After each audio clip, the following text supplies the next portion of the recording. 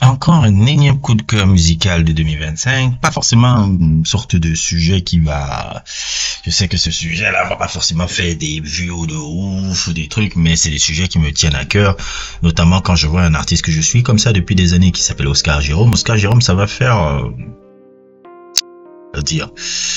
6-7 ans que je regarde un peu ce fabuleux prodige un peu musical là, qui sort déjà d'un groupe qui s'appelait Kokoroko. Il met des pieds dans la musique, il compose énormément, c'est un multi-instrumentiste.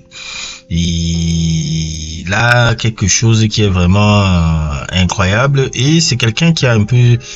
Je dirais pas un cult following, mais il a quand même son public qui le suit quand même depuis des années. Il arrive à faire des grosses tournées. Et j'aime beaucoup aimer là. Il y a d'abord ce EP là même là. J'oublie encore le titre de ce EP là qui sort là. Que c'est la première fois que je le suivais. Comme d'habitude, je l'avais découvert sur Bandcamp et tout. Et c'était avec un certain plaisir un peu que j'ai vu qu'il allait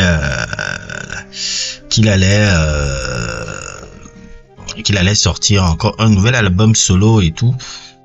Cet album solo qui s'appelle The Fork, qui est une introspective, qui est métaphorique et qui explore des thématiques profondes telles que la quête d'identité, le lâcher prise, la croissance personnelle. C'est vraiment le premier album que l'artiste a entièrement autoproduit et ça marque une étape significative un peu de sa carrière et autres et tout là, parce que là c'est vraiment une autoproduction personnelle. Sans forcément un gros label derrière et tout. Et c'est quelqu'un qui, quand tu écoutes sa musique, ça va de John Martin, car surtout cet album-ci, hein, John Martin, Johnny Mitchell, Prince, Carlos Santana.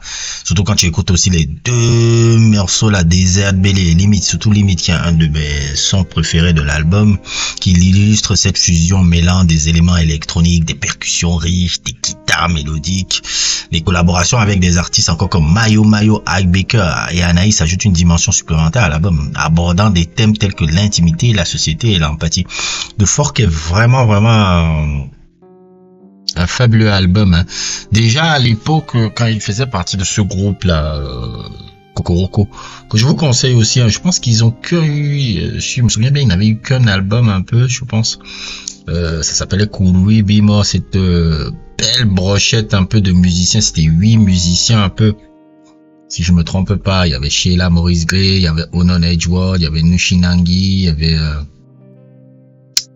KBD et tout. Ces groupes musiciens qui étaient basés à Londres et qui étaient des musiciens qui mêlaient fusion, jazz, afrobeat, en gros un peu un mix entre la musique de Wida Report, Jaco Pastorius et la musique de Fela Kuti et Tony Allen, un peu cette mixture là qui ont tourné dans beaucoup de festivals. C'est un peu là où il a fait ses classes, après quand il a pris son envol en essayant de faire un peu ses albums solo. C'est un artiste vraiment que je trouve majeur, musicalement parlant, hein. Maintenant c'est vrai qu'en termes de popularité, en termes de truc, il est pas si populaire que ça, il est pas trop populaire que ça, mais en termes de musicalité, moi j'adore, hein, je l'adore vraiment et tout. Et The Fork fait partie de ce genre d'album encore que je vous conseille énormément, qui m'ont vraiment